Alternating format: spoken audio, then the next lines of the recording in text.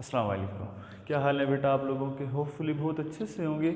आज हम स्टार्ट कर रहे हैं प्रोजेक्टाइल मोशन के बच्चे केसेस को। लास्ट लेक्चर में हमने ये देखा था प्रोजेक्टाइल क्या होता है, प्रोजेक्टाइल मोशन क्या होती है, और हमने ये बात क्लियरली आपको बताई थी कि हर फेंके जाने वाला ऑब्जेक्ट क्या होता है, प्रोजेक्टाइल होता है। चाहे वो ये मार्कर हो और चाहे वो हार्ड बॉल हो या चाहे वो टेनिस बॉल हो, वो कोई भी ऑब्जेक्ट हो, चाहे आप जंप कर रहे हैं और आपके पास अलॉन्ग द एक्स एक्सिस भी मोशन है और अलॉन्ग द वाई एक्सिस भी मोशन है, तो आपका मोशन कौन सा है? प्रोजेक्टाइल मोशन है। तो हम ये कह रहे हैं कि आज हम उनके केसेस को थोड़ा स्टडी करेंगे। तो सबसे पहला केस बच्चे हम देखेंगे प्रोजेक्टाइल मोशन के अंदर maximum height of the projectile. Sir ये मैक्सिमम हाइट की क्या कहानी है? तो बच्चे मान लीजिए हमारे पास यहाँ पे ये अर्थ है और हमने क्या किया है, एक ऑब्जेक्ट को यहाँ से थ्रो किया है। फॉर एग्जाम्पल ये अर्थ थी तो हमने एक ऑब्जेक्ट को थ्रो किया लाइक दिस। तो ये जो ऑब्जेक्ट बच्चे यहाँ पे गिरा और यहाँ से उसने स्टार्ट किया, तो ये उसने हाइट तो अटेन की है ना। तो ये जो उसने हाइट h अटेन की है, इस हाइट को हम क्या बोलते हैं? हाइट ऑफ प्रोजेक्टाइल बोलते हैं। ठीक, तो हम सबसे पहले यहाँ पे इसको लिख भी लेते हैं। Maximum height attain by the projectile, maximum height attain, maximum height attain किसने की है? By the projectile, projectile, by the projectile. ठीक, प्रोजेक्टाइल कौन है? हर फेंके जाने वाला ऑब्जेक्ट जिसके पास दो डायमेंशन में, दो डायरेक्शन में मोशन हो। Maximum height attain by the projectile is called, क्या बोलेंगे सर उसको? बच्चे हाइट ऑफ प्रोजेक्टाइल ही बोलेंगे। ठीक हो गया। तो सर ये तो हमको डिफाइन हो गया। अब बच्चे हम मज़ीद आगे चलते हैं। तो हमने कहा क्या हाइट के लिए हमारे पास कोई मैथमेटिकल रिलेशन भी है? क्या कोई ऐसी इक्वेशन है कि हम बैठे बैठे हाइट क्या कर सकें किसी भी प्रोजेक्टाइल के लिए? कुछ अगर सडन कंडीशंस हमें गिवन हो तो हम वैल्यूज़ निकाल सकें हाइट के लिए? तो बिल्कुल सर ऐसा है।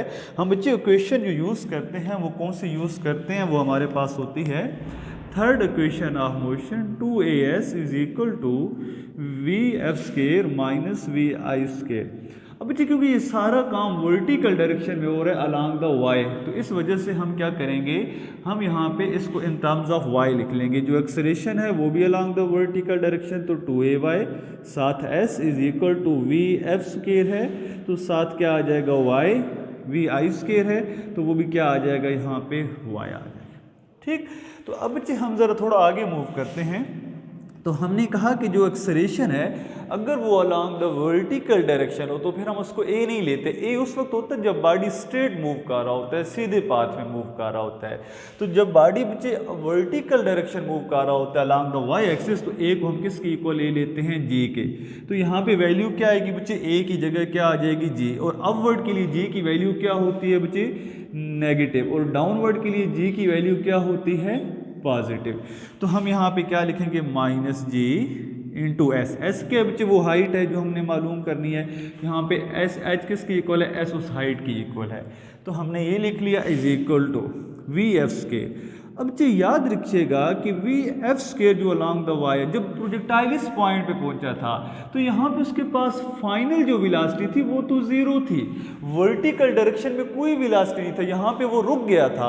और रुकने के बाद वर्टिकल डायरेक्शन मतलब उसकी रुकना ये नहीं कि वो बिल्कुल स्टॉप कर गया था, स्टॉप से मुराद कि वर्टिकल मोशन उसका जीरो हो गया था, लेकिन उसके पास एक मोशन स्टिल मौजूद था। लास्ट लेक्चर में आपने देखा उसके पास यहाँ पे एक मोशन मौजूद था, कौन सा? हॉरिजॉन्टल वी एक्स जिसको हमने बोला था।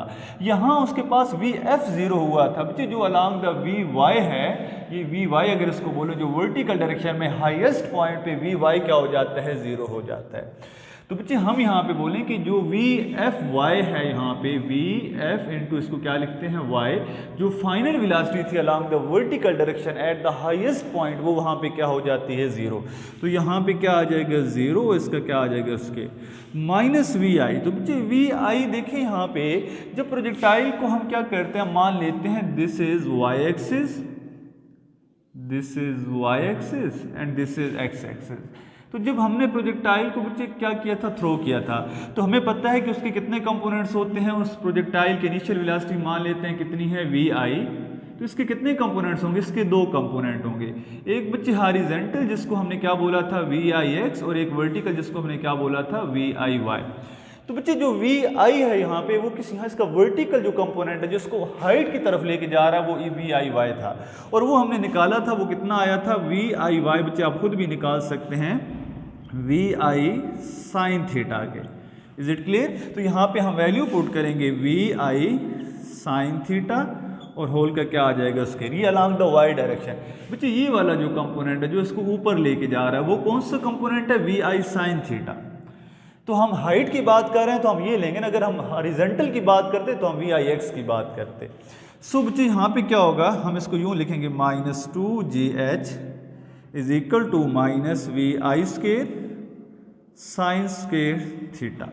तो बच्चे माइनस माइनस से क्या हो जाएगा कैंसिल, आपके पास फाइनल रिलेशन क्या आएगा माइनस बल्कि सारी 2gh is equal to v i square sine square theta. तो यहाँ से बच्चे आपने हाइट निकालनी है तो h को अपनी जगह पे रहने दें, बाकी फैक्टर को उधर ले जाएं, तो आपके पास क्या आ जाएगा h is equal to v i square sine square theta divided by 2j। तो ये बच्चे आपके पास क्या आ गया है, रिलेशन आ गया हाइट के लिए। अब आपने कहीं भी हाइट निकालनी हो तो आप इस रिलेशन को क्या करोगे, यूज करोगे। Is it clear? सो और यहां पे ये 0 नहीं है। अच्छा बच्चे आगे हम चलते हैं तो हम कहते हैं कि हाइट मैक्सिमम कहाँ पे मिलेगी। भाई हमें हाइट मैक्सिमम उस वक्त मिलेगी जब थीटा कितना होगा 90 डिग्री होगा। एक एक्स्ट्रा बात है बच्चे, ज़रा बुक से थोड़ा बाहर भी आके सोचा करें। मैं कहता हूँ कि अगर थीटा 90 हो तो हाइट, बल्कि मैं कहता हूँ कि हाइट मैक्सिमम कब मिलेगी, तो मैं यहाँ पे लिख देता हूँ मैक्सिमम हाइट कब मिलेगी, आपको खुद भी समझ आ रही होगी, जब थीटा क्या होगा सर 90 डिग्री होगा, क्योंकि साइन 90 पे क्या होता है 1। तो हमारे पास जो मैक्सिमम हाइट है उसको हम यूँ लिख लेते हैं h is equal to v i square sine square theta. तो बच्चे थीटा की जगह क्या आएगा 90। अब आपको पता है कि साइन 91 होता है तो 1 का स्क्वायर 1, तो आपके पास आंसर क्या आ जाएगा, आपके पास अगेन आंसर आ जाएगा v i square divided by 2j। क्यों कि साइन 90 पे क्या होता है 1 और 1 का स्क्वायर 1, तो आपके पास ये मैक्सिमम हाइट के लिए आपके पास क्या आ जाएगा बच्चे, रिलेशन आ जाएगा। ठीक, तो 90 डिग्री के एंगल पे आपके पास हाइट क्या होती है बच्चे, प्रोजेक्टाइल की मैक्सिमम होती है, याद रखिएगा। अगर मैं आपको कहता हूं कि 45 डिग्री पे क्या होगी, तो आप यहाँ पे 45 डिग्री पुट करेंगे। अगर मैं कहता हूँ कि 60 डिग्री एंगल के लिए हाइट क्या होगी, तो आप यहाँ बच्चे 60 डिग्री पुट करेंगे। ठीक, और बाकी वैल्यूज पुट करके आप अपनी हाइट निकाल सकते हैं। ठीक, तो ये काम आपने खुद करना है। फॉर एग्जांपल मतलब इसको जस्ट अपनी थोड़ा लर्निंग के लिए 45 डिग्री पे निकालिएगा, 16 डिग्री पे निकालिएगा, 13 डिग्री पे निकालिएगा और चेक करिएगा कि प्रोजेक्टाइल मैक्सिमम हाइट कहाँ पे लेता है, कौन से एंगल पे लेता है। तो मैंने आपको ऑलरेडी बता दिया कि मैक्सिमम हाइट बेटा वो 90 डिग्री पे लेता है, सीधा जब यूँ जाता है, लेकिन मोशन फिर 1 डायमेंशन हो जाएगा, प्रोजेक्टाइल मोशन नहीं रहेगा। ठीक, तो बहरहाल बच्चे इसको आप ट्राई करेंगे, ये ज़रा अच्छी बात है कि आप थोड़ा बुक से बाहर। अच्छा बच्चे, तो अब हम देखेंगे टाइम ऑफ फ्लाइट को। तो टाइम ऑफ फ्लाइट क्या होता है बच्चे, सबसे पहले हम इसको समझते हैं। देखिए ये मार्कर है, मैं यहाँ से ये थ्रो करता हूँ और ये वहाँ जाके गिर जाता है, तो यहाँ से लेके वहाँ तक जाने में इस मार्कर ने कुछ तो टाइम लगाया ना, इस प्रोजेक्टाइल ने कुछ तो टाइम लगाया। तो इस प्रोजेक्टाइल ने जो टाइम लगाया है that is called time of flight. आप बच्चे जंप करते हैं और आप जब जंप करते हैं, यहाँ से आपने जंप किया और वहाँ पे आप जाके गिर गया, तो यहाँ से वहाँ जाते हुए आपने जो टाइम लगाया वो क्या है, वो टाइम ऑफ फ्लाइट है। तो आप भी प्रोजेक्टाइल ही हैं, क्योंकि आपके पास दो मोशन है, एक अलॉन्ग द एक्स एक्सिस और एक अलॉन्ग द वाई एक्सिस। तो बच्चे याद रखिए कि वो टाइम जो प्रोजेक्टाइल लेता है कहाँ से कहाँ तक, from its initial point to its final point, from its point of projection to where it hit the ground. उस दरमियान वाले टाइम को हम क्या बोलते हैं, टाइम ऑफ फ्लाइट बोलते हैं। अब बॉल है और वो बाउलर जो है वो बॉल कराता है, बैट्समैन जो होता है बैट्स हिट करता है, तो वो बॉल यूं जा रहा होता है, आगे फील्डर उसको कैच कर लेता है। ठीक है, तो बल्ले से जब वो बॉल लगा और फील्डर ने जब उसको कैच किया, दरमियान में जो उस बॉल ने टाइम लिया, that is called time of flight in very short words. Clear? So बच्चे हम इसको डिफाइन करेंगे, तो हम यहाँ पे लिखेंगे time taken by the projectile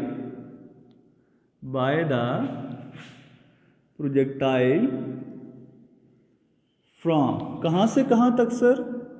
from its initial point to its final point called, उसको हम क्या बोलेंगे सर? सर उसको हम बोलेंगे time of flight. That's good कि सर वो टाइम जो प्रोजेक्टाइल कहाँ लेता है, इनिशियल पॉइंट से फाइनल पॉइंट तक लेता है, उसको हम टाइम ऑफ फ्लाइट बोलते हैं। फॉर एग्जांपल इसको भी अगर मैं स्केच करूँ यहाँ पे लाइक दिस, तो मैं इसको यूँ करूँगा ड्रा लाइक दिस। तो अब देखिए इसने यहाँ से लेके यहाँ तक जो टाइम लगाया, इस ऑब्जेक्ट ने जो मैंने यहाँ से फेंका, यहाँ से वो जब यहाँ तक आया तो उसने जो टाइम लगाया that is called time of flight. ठीक, अब बच्चे देखिए तो क्या सर इसके लिए कोई मैथमेटिकल रिलेशन है कि हम बैठी हुई है कुछ सर्टेन कंडीशंस के अंदर अपना टाइम ऑफ फ्लाइट मेजर कर लें? तो जी हाँ बच्चे, हमारे पास एक बहुत प्यारी सी इक्वेशन है, S is equal to VIT plus half AT²। अब देखिए बच्चे सबसे पहले तो हम ये देखेंगे कि S जो फासला है ये यहाँ पे ज़ीरो होने वाला है। सर ये ज़ीरो क्यों होगा? ये ज़ीरो इस वजह से होगा कि बच्चे जब हमने स्टार्ट में देखा तो पार्टिकल हमारा या वो ऑब्जेक्ट प्रोजेक्टाइल कहाँ पे था? वो बच्चे वो एक्स एक्सिस के ऊपर था, वो यहाँ पे मौजूद था। और जब हमने फाइनल पॉइंट देखा तो फिर भी वो उसी पॉइंट पे ही मौजूद है, अलॉन्ग द एक्स एक्सिस ही मौजूद है। पहले भी वो यहाँ पे था, बाद में भी वो उसी पॉइंट पे उसी एक्सिस के ऊपर है। तो मतलब कि अगर वो ऊपर गया है तो वो दोबारा नीचे भी आ गया। उसका टोटल डिस्टेंस कितना कवर किया उसने? तो ज़ीरो ही किया, क्योंकि स्टार्ट में भी बच्चे उसका जो हाइट थी वो ज़ीरो थी। ठीक, उसके जो फासला था वो कितना था, उसने जो कवर किया था वो ज़ीरो था। और जब वो गिरा उस वक्त भी उसका फासला कितना है? ज़ीरो ही है। फिर भी वो उसी पॉइंट पे पड़ा, तो उसकी हाइट कितनी हुई? उसकी हाइट तो बच्चे ज़ीरो होगी ना। कॉमन सेंस यूज़ करिए कि चलने से पहले भी वो इस पॉइंट पे है और चलने के बाद जब वो रुक गया तो फिर भी वो उसी पॉइंट पे। तो उसने कितनी हाइट अटेन की, कितना फासला कवर किया? उसने तो कोई फासला कवर नहीं किया, वो तो उसी पॉइंट पे है। तो बच्चे हम s की वैल्यू को क्या ले लेंगे? ज़ीरो ले लेंगे। Is it clear? So is equal to VIT। तो जब उसने स्टार्ट लिया था, मान लीजिए ये उसकी इनिशियल वेलोसिटी थी VI, तो बच्चे उसके पास जो इनिशियल वेलोसिटी थी वो अपवर्ड भी जा रहा था और आगे भी जा रहा था। तो जो उसकी ये वाली वेलोसिटी है VI वो कितनी है? तो बच्चे इसकी वैल्यू हम पुट करेंगे, वो अपवर्ड जा रहा है क्योंकि उसने मैक्सिमम यहाँ पे देखें टाइम की बात हो रही है तो इस हाइट तक पहुँचना है और यहाँ से दोबारा यहाँ तक आना है। तो हम VI क्या लेंगे? VI साइन थीटा लेंगे इनटू क्या लेंगे? T, क्योंकि इस VI के कितने कंपोनेंट्स हैं बच्चे? दो कंपोनेंट है। एक कौन सा कंपोनेंट है? हॉरिजॉन्टल, और एक कौन सा कंपोनेंट है? मान लीजिए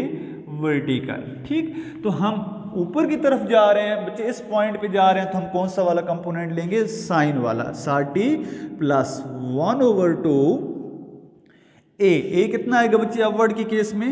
-j, एंड साथ क्या आएगा? T²। तो बच्चे इसको मैं यूं लिख सकता हूं, VI sine theta is equal to, बच्चे ये माइनस वाली चीज उधर जाके क्या हो जाएगी? Plus 1/2 GT²।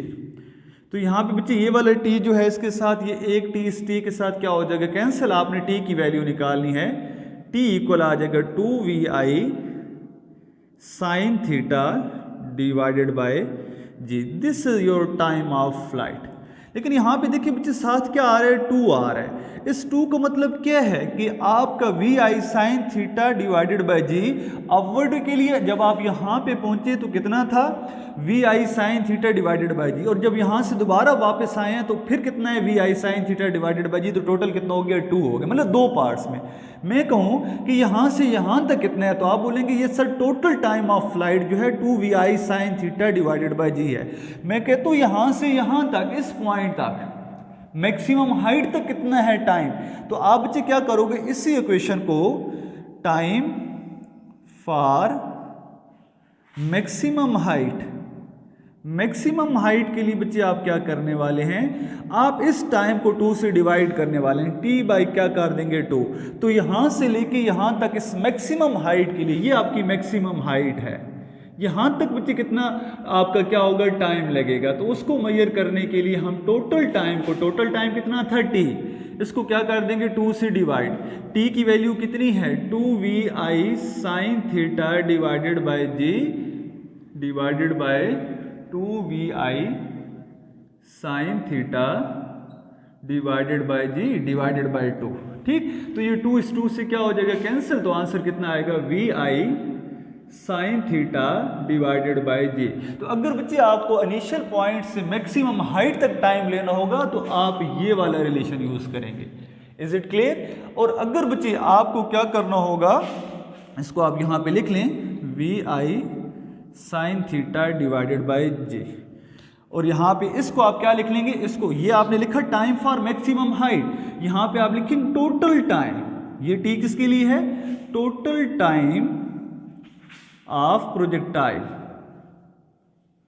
ठीक है, जो उसका टोटल टाइम होगा उसको बच्चे हमने टी बोल दिया, और हमने कहा कि यहां से यहां तक जो उसका टाइम होगा वो कितना होगा v i sine theta divided by g. इसको अगर आप किसी मैथमेटिकल सिंबल से रिप्रेजेंट करना चाहते हैं तो टी प्राइम बोल दें बेशक, v i sine theta divided by g. तो बच्चे ये बात अपने जहन में अच्छे से बिठा लीजिए।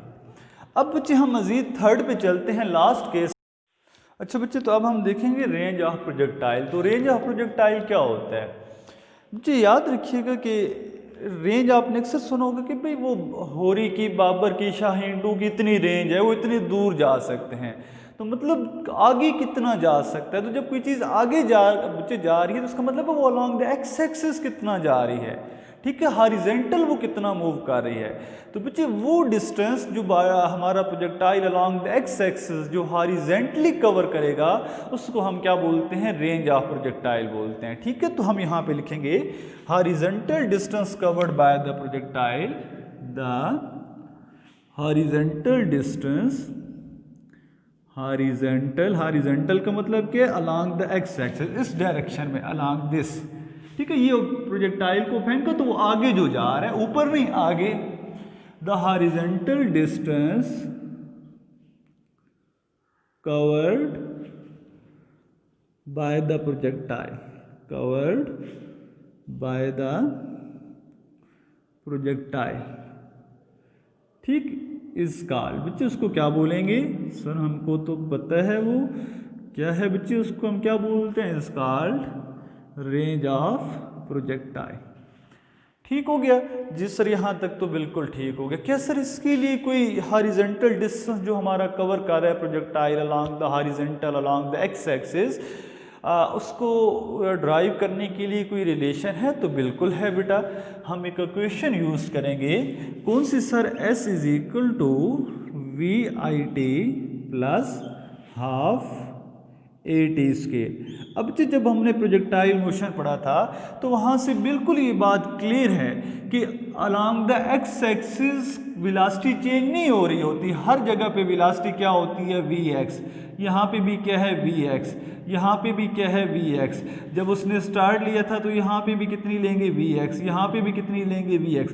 चेंज कौन हो रहा था, वी वाई चेंज हो रहा था, वी एक्स चेंज नहीं होती, क्योंकि वी एक्स जो हॉरिजॉन्टल डायरेक्शन में बॉडी जा रहा होता है उसको एक ही चीज़ चेंज कर सकती है, वो है आगे से लगने वाली एक्सटर्नल फोर्स, चाहे वो एयर रेजिस्टेंस हो, मतलब एयर हो, या कोई और थर्ड फोर्स हो। लेकिन हमने कहा कि जब हम प्रोजेक्टाइल को थ्रो करते हैं तो उसके रास्ते में एयर है ही नहीं, एयर को हमने निगलेक्ट कर दिया था, तो हॉरिजॉन्टल डायरेक्शन में उसके ऊपर कोई फोर्स नहीं लगती बच्चे, इस वजह से वहाँ एक्सेलरेशन क्या होता है, जीरो होता है। सिर्फ एक ही फोर्स लग रही होती है और वो फोर्स ऑफ ग्रेविटी होती है, और वो अलॉन्ग द वाई एक्सिस लगती है। मतलब ये वाली जो फोर्स है, मतलब ये वाला जो कंपोनेंट है वी वाई, ये वाला जो कंपोनेंट है वी वाई, ये वाला चेंज हो सकता है, यहाँ पे ये वाला कंपोनेंट वी वाई चेंज हो सकता है, ये वाला कंपोनेंट वी वाई चेंज हो सकता है, लेकिन वी एक्स हर जगह पे सेम रहना है, याद रखिए ये बात। तो बच्चे along the horizontal direction x की ए की वैल्यू क्या होती है, जीरो, क्योंकि वेलोसिटी चेंज नहीं हो रही होती, क्योंकि एक्सटर्नल फोर्स ही आगे से नहीं लग रही होती, कोई एयर रेजिस्टेंस नहीं होती आगे से। Due to no air resistance बच्चे एक्सेलरेशन क्या हो जाता है, जीरो हो जाता है। सिर्फ एक फोर्स लगती है और वो डाउनवर्ड डायरेक्शन में लगती है, और वो भी किसकी वजह से, ग्रेविटी की वजह से, याद रखिएगा। सो एस क्या है बच्चे, रेंज है, तो एस की जगह हम क्या ले लेंगे, आर ले लेंगे। वी आई बच्चे, वी आई फासला कहाँ है, अलॉन्ग द एक्स एक्सिस। तो अलॉन्ग द एक्स एक्सिस के लिए बच्चे जो हमारे पास वी वेलोसिटी थी उसको हमने दो कंपोनेंट्स में रिजॉल्व किया था। किस किस में, along the y v i y बोला था, और अलॉन्ग द जो एक्स थी उसको हमने क्या बोला था, वी आई एक्स बोला था। तो वी आई एक्स किसके इक्वल आया था, वी आई कास थीटा के, और वी आई वाई किसके इक्वल होता है, वी आई साइन थीटा के। तो हमने आगे जाना है तो हम इसकी बात करेंगे ना, वी आई कास की। तो यहाँ लिखेंगे वी आई की जगह v i cos theta into t, ये आ गया टी। Is it clear. अब बच्चे हमने टाइम पढ़ा हुआ है कि टाइम जो यहाँ से लेके यहाँ तक जो टाइम लगेगा उसको वो कितना है, तो बच्चे वो हमने कहा उसकी वैल्यू पुट करते हैं, v i cos theta into t, वो आएगा 2 v i sine theta divided by g. तो बच्चे देखें अब वी आई से मल्टीप्लाई होगा तो ये आ जाएगा 2 v i square sine theta into cos theta divided by g. बच्चे मैथमेटिक्स के अंदर एक बहुत इंपॉर्टेंट फार्मूला है, आपको आना चाहिए, याद रखिएगा, 2 sine theta into cos theta is equal होता है किसके, साइन 2 थीटा के। Is it clear. तो बच्चे हम 2 साइन थीटा कास थीटा की जगह क्या पुट करेंगे, साइन 2 थीटा पुट करेंगे। तो हम यहाँ पे पुट करते हैं बच्चे, तो 2 वी आई स्क्वायर हमारे पास जो रेंज आ जाएगी, आर इज इक्वल टू ये v i square 2 sine theta cos theta की जगह क्या आ जाएगा सर, साइन 2 थीटा, शाबाश डेट्स गुड, डिवाइडेड बाय क्या आ जाएगा जी। तो ये हमारे पास क्या आ गई बच्चे, रेंज आ गई। किसी भी प्रोजेक्टाइल की रेंज निकालने के लिए ये रिलेशन है। अब आपसे कोई पूछे कि सर रेंज मैक्सिमम कहाँ पे होगी, तो बच्चे बोल देना range is maximum at 45 degree, कि 45 डिग्री के एंगल पे रेंज मैक्सिमम होती है। वो कैसे बच्चे, हम कह रहे हैं कि अगर थीटा की जगह क्या पुट करें 45, चले करते हैं, R is equal to v i square sine 2 theta, theta की जगह क्या आया 45 डिग्री डिवाइडेड बाय जी।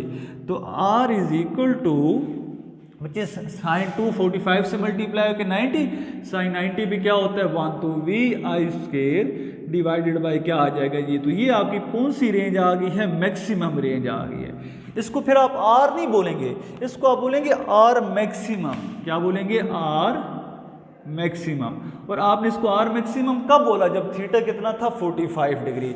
मतलब आप 60 डिग्री पे फेंकेंगे रेंज कुछ और होगी, आप 30 डिग्री पे शायद फेंके रेंज कुछ और हो, शायद आप 90 पे फेंके कुछ और हो। तो हर एंगल पे आपकी रेंज क्या होने वाली है, डिफरेंट होने वाली है। 50 पे कुछ और, 40 पे कुछ और, 55 पे कुछ और। तो हम ये कह रहे हैं कि मैक्सिमम कहाँ पे होगी, ज़्यादा से ज़्यादा दूर कितने एंगल पे जाएगा, तो हमने कहा 45 डिग्री पे।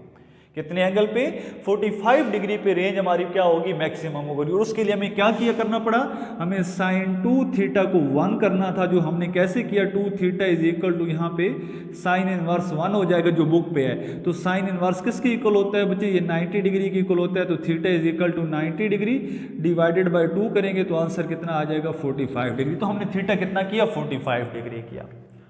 तो ये था बच्चे वो हमारा कोर्स जो हमने करना था। अब इससे रिलेटेड MCQs भी आ जाते हैं।